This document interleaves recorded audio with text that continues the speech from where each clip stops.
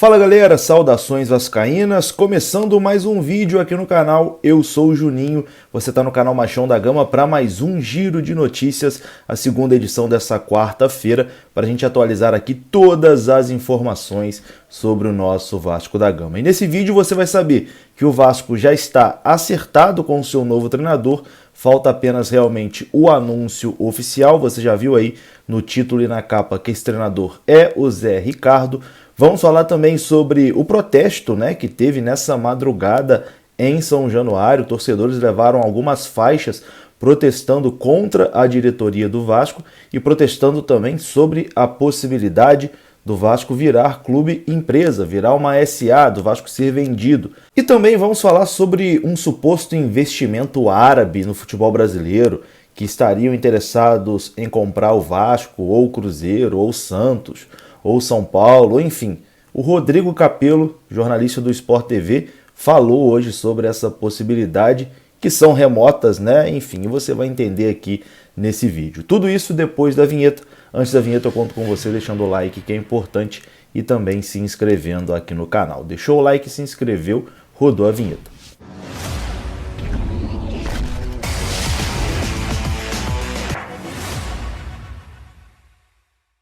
Então bora lá, meus amigos, começando mais um vídeo e vamos aqui direto para os assuntos, sem enrolação, vamos logo falar de Vasco da Gama e vamos começar falando sobre o protesto que teve nessa madrugada.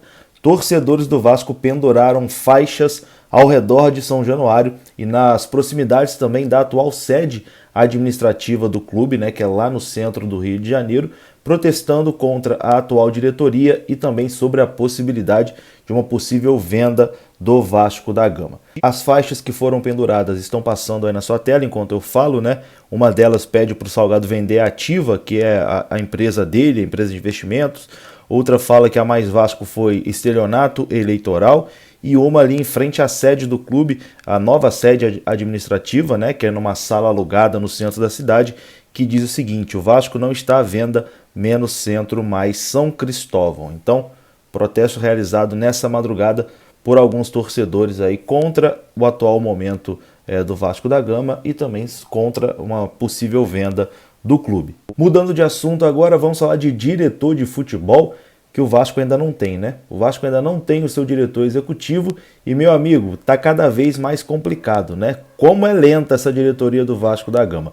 O Alexandre Matos, que vai fechar com o Cruzeiro, admitiu que foi procurado pelo Vasco, mas ele disse que o contato do Vasco demorou muito, O Vasco chegou a sondar, mas o contato demorou muito. O contato ali com alguma proposta demorou muito a chegar. E quando o Vasco tentou avançar nas negociações com ele, o próprio Alexandre Matos respondeu que, olha, agora eu já estou aqui encaminhado com outro projeto, já dei minha palavra para outro projeto, não tem como a gente prosseguir as conversas. Então o Vasco dormiu no ponto, o Alexandre Matos foi para o Cruzeiro. E aí o Vasco estava contando com a possibilidade de trazer o Anderson Barros, do Palmeiras, que já estava ali praticamente fora do Palmeiras, Porque era um nome que não agradava muito a atual presidente, a nova presidente do Palmeiras, Leila Pereira. Só que aí, após o título da Libertadores, o técnico do Palmeiras, o Abel, que tem muita moral lá no Palmeiras, elogiou publicamente o Anderson Barros, disse que ele já foi o melhor diretor que ele já trabalhou na carreira dele, enfim, colocou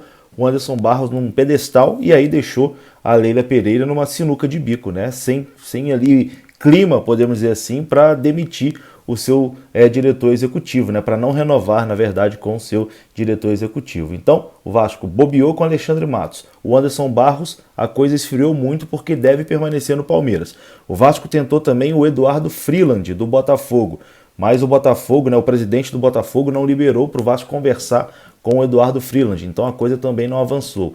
Então, os três nomes que o Vasco trabalhava não deu certo, Os três nomes que o Vasco trabalhava não foi para frente, a coisa não avançou e agora o Vasco vai ter que procurar uma quarta opção, provavelmente, e tem até medo do que vai vir aí pela frente, E enfim, o tempo está passando e o Vasco segue sem um diretor executivo de futebol. É inacreditável, já disse aqui várias vezes, mas é inacreditável a lentidão da diretoria do Vasco para montar aí o seu departamento de futebol. O tempo está passando, 2022 está chegando e o Vasco continua no mesmo buraco de 2021 e ainda não começou o seu planejamento no futebol para 2022. Eu tenho medo, tá, do que vai ser 2022. Diretor de futebol tá longe, mas aparentemente treinador tá bem perto. A informação de hoje do canal Atenção Vascaínos, do jornalista Flávio Dias, é a seguinte: que o Vasco, através do presidente Jorge Salgado, já se acertou com o Zé Ricardo e falta apenas mesmo o anúncio oficial.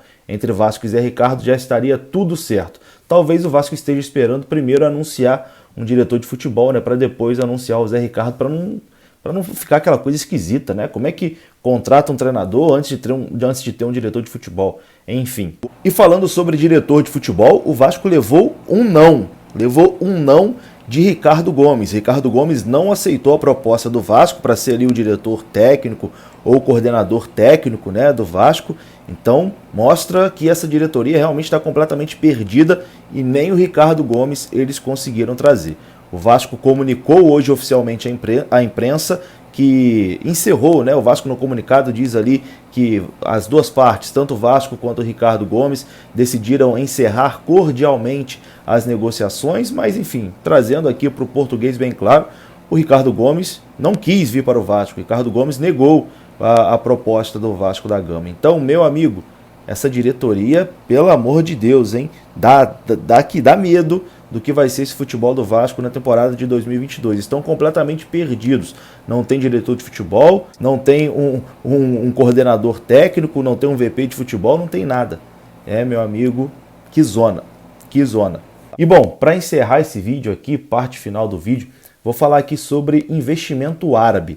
É um assunto que eu nem gosto muito de falar, né? Vocês que acompanham aqui o canal sabem que eu não entro muito nessas coisas de sheik vai comprar, aí não sei o que, papapá, porque geralmente é muita especulação e nada concreto. Mas surgiu esse assunto aí, né, de que investidores árabes, os sheiks lá do Catar, da Arábia, enfim, estavam aí interessados em comprar clubes brasileiros e que os favoritos eram Cruzeiro, Vasco, São Paulo e Santos. Bom, o Rodrigo Capello, que cuida da parte de finanças, né, comentarista de finanças do Grupo Globo, falou sobre isso hoje e mostrou que a matéria publicada pelo Estadão não tinha nenhum fundamento, né? Eles se basearam em cima de uma declaração de um treinador, enfim, uma matéria sem muito fundamento, que na verdade só faz mesmo iludir os torcedores e caçar cliques, né? Enfim, não tem fundamento nenhum. Confira só o que disse o Rodrigo Capello. E o que o Estadão publicou hoje é algo assim, de outro planeta. Vamos lá. O título da reportagem vocês já viram aí, mas eu vou repetir. São Paulo, Santos, Cruzeiro e Vasco são atraentes aos investidores árabes. Você lê esse título e você pensa, o repórter deve ter uma baita de uma agenda no Oriente Médio, ele deve conhecer muita gente para conseguir fazer uma afirmação dessa, porque isso aí deve ser informação privilegiada. Aí a gente vai ler a reportagem, né? Começa já com o repórter escrevendo assim, o futebol, com a nova lei que possibilita a transformação de clubes em empresas no Brasil, a lei ela não possibilita nada porque possível sempre foi. Red Bull, Bragantino e Cuiabá são empresas, estão na primeira divisão, com evidência. A gente fala neles o tempo inteiro. Eles já são empresas. A lei, ela tenta estimular a adoção da SAF. São coisas bem diferentes. Então, precisa estudar o que a gente vai falar, primeiro. Depois, o jornal ele escreve assim, o futebol brasileiro passou a ser um mercado em potencial dentro de uma estratégia do Catar para se promover para o mundo. Quais são as fontes que o jornal usa para fazer essa afirmação? René Simões e Sebastião Lazzaroni. 2 treinadores que nunca compraram e nunca venderam um clube na vida. São boas fontes para falar sobre Oriente Médio, sobre vários aspectos, porque trabalharam lá durante muito tempo. Agora, para falar sobre compra e venda de clubes. E aí, a reportagem inteira está baseada na opinião do René Simões e na opinião do Lazzaroni, de quais clubes eles acham que os árabes poderiam comprar um dia. E aí eles citam os nomes dos clubes, e esses nomes vão parar no título da reportagem. Então o vascaíno, o cruzeirense, o santista, o são paulino abre o Estadão achando que tem alguma informação relevante, e diga-se de passagem, são clubes que estão quebrados, que estão tendo essa história de empresa como uma salvação. Isso é muito delicado, isso é muito sensível para o torcedor. E aí o Estadão trata dessa maneira, pega 2 ex-treinadores, ou treinadores, perdão, se ainda forem treinadores, e usa como fonte para falar de compra e venda de clube. Então é isso, meus amigos, eu vou ficando por aqui. Se você gostou do vídeo, deixa o like, que é muito importante. Se inscreva aqui no canal. Saudações vascaínas. Até a próxima. Fui!